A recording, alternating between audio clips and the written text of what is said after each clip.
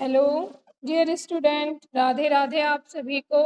Class 7th H1 chemistry में जो अपना चैप्टर चल रहा था the world of metals and non metals, आज हम उसका बुक वर्क समझेंगे। ठीक है, और ये बुक वर्क जो है आप अपनी जो बुक है उसमें फिल भी कर लेना। ठीक है, चलो पढ़ते हैं। Mark the correct option on the given OMR sheet. यहाँ पर क्या है कि ऑब्जेक्टिव टाइप क्वेश्चन है। ठीक है, तो वो हमें सॉल्व करने हैं। मैं आपको समझा रही हूँ, सभी बच्चे ध्यान से सुनना समझना। Which of the following is a metal.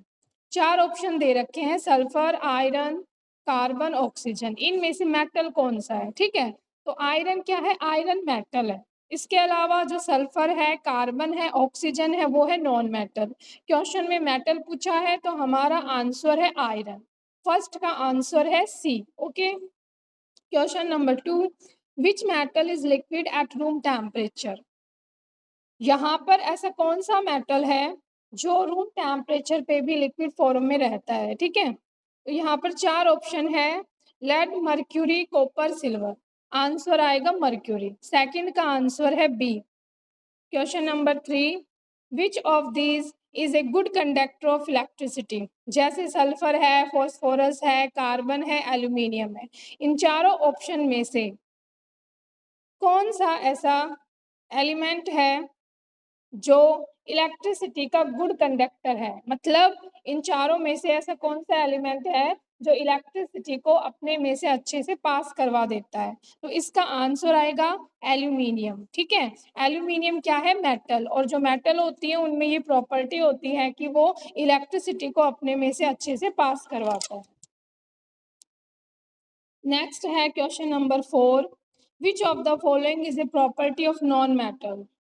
4 option दे रखे हैं, इनमें से कौन सी ऐसी प्रॉपर्टी है जो नॉन मेटल की प्रॉपर्टी है? देखो, जो मेटल्स होती हैं वो डक्टाइल की प्रॉपर्टी उनमें होती है, मेटल्स में लस्टीरियस की प्रॉपर्टी होती है, मेटल में सोनरस प्रॉपर्टी होती है। लेकिन जो ब्रिटलनेस की जो प्रॉपर्टी होती है वो मेटल्स में नहीं होती, वो नॉन मेटल्स में होती है। ठीक है, तो यहाँ पर नॉन मेटल की प्रॉपर्टी पूछी है, तो नॉन मेटल की प्रॉपर्टी है ब्रिटल। ब्रिटल का मतलब ये है अगर नॉन मेटल को हैमर से बीट किया जाएगा तो जो नॉन मेटल्स होती हैं वो टूटकर बिखर जाती है। इसी प्रॉपर्टी को बोलते हैं ब्रिटल। ठीक है, तो फोर्थ का आंसर आएगा C. Question number 5, which non metal is essential for combustion. कोई भी सब्सटेंस जलता है, कंबशन का मतलब होता है जलना। ठीक है, इसेंशियल का मतलब आवश्यक। जब कोई सब्सटेंस जलता है तो कौन सी नॉन मेटल की जरूरत होती है? ठीक है, तो कोई भी सब्सटेंस जब बर्न होता है तो बर्न होने के लिए उसको ऑक्सीजन की जरूरत होती है। तो फिफ्थ का आंसर आएगा बी, ऑक्सीजन। ठीक है, fill in the blanks. Fill in the blanks में है,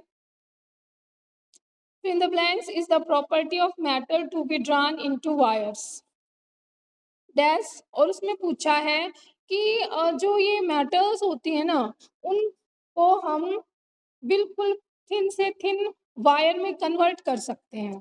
ठीक है, तो इस प्रॉपर्टी को क्या कहते हैं? डक्टिलिटी। मतलब मेटल से थिन वायर बनाए जा सकते हैं, तो इस प्रॉपर्टी को कहते हैं ductility.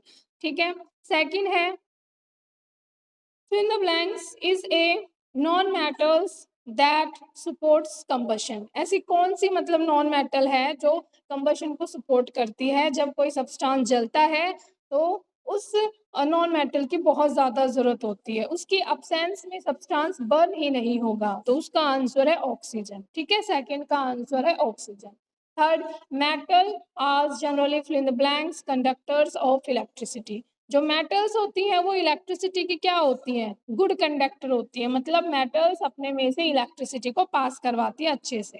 Fill in the blanks is the only liquid metal at room temperature. जो मर्क्यूरी मेटल है वो रूम टेम्परेचर पे भी लिक्विड फॉर्म में रहता है, तो इसका आंसर है मर्क्यूरी। फिफ्थ है, fill in the blanks is used to make jewellery due to its lustre. ऐसे मतलब उस मेटल के बारे में हमें बताना है कि जिसकी बहुत अच्छे से ज्वेलरी बनती है क्योंकि उसमें बहुत ज़्यादा चमक होती है ना? तो वो क्या है? गोल्ड। इसका आंसर आएगा, फिफ्थ का आंसर है गोल्ड। अब हम पढ़ेंगे ट्रू फॉल्स। ठीक है, metals number 1, metals are generally good conductor of heat.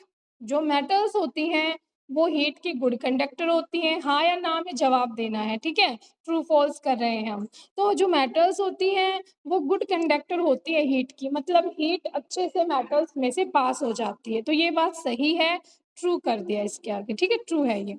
Non metals are malleable, जो नॉन मेटल्स होती हैं क्या वो मैलिएबल होती हैं? अब ये मैलिएबल क्या होता है? मतलब जो नॉन मेटल्स होती हैं उसको हम हैमर से बीट करके किसी थिन शीट में कन्वर्ट कर सकते हैं। नहीं, ऐसा नहीं होता। जो मैलिएबल की जो प्रॉपर्टी होती है वो मेटल्स की होती है। नॉन मेटल्स को अगर तुम बीट करोगे ना हैमर से तो वो टूट के बिखर जाएँगे, किसी प्रकार की थिन शीट में कन्वर्ट नहीं होगी। तो जो नॉन मेटल्स हैं वो मैलिएबल नहीं है। और क्वेश्चन में बोला है कि नॉन मेटल्स मैलिएबल हैं, तो इसका मतलब ये गलत स्टेटमेंट है। तो इसके आगे आएगा false.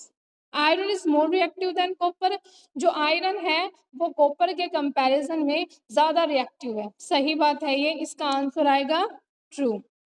Sulphur is a metal, जो सल्फर है, ठीक है? क्या वो मेटल है? नहीं, ये बात गलत है, सल्फर नॉन मेटल है, तो इसके आगे आएगा फॉल्स।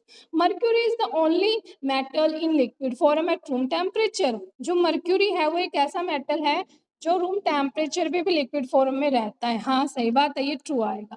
ठीक है, तो आज के लिए इतना ही। ये बुक वर्क मैंने समझा दिया है, ये बुक वर्क पेंसिल से आप अपनी जो बुक है उसमें आप अपने फिल कर लेना, ठीक है? आज के लिए इतना ही। Thank you. राधे राधे।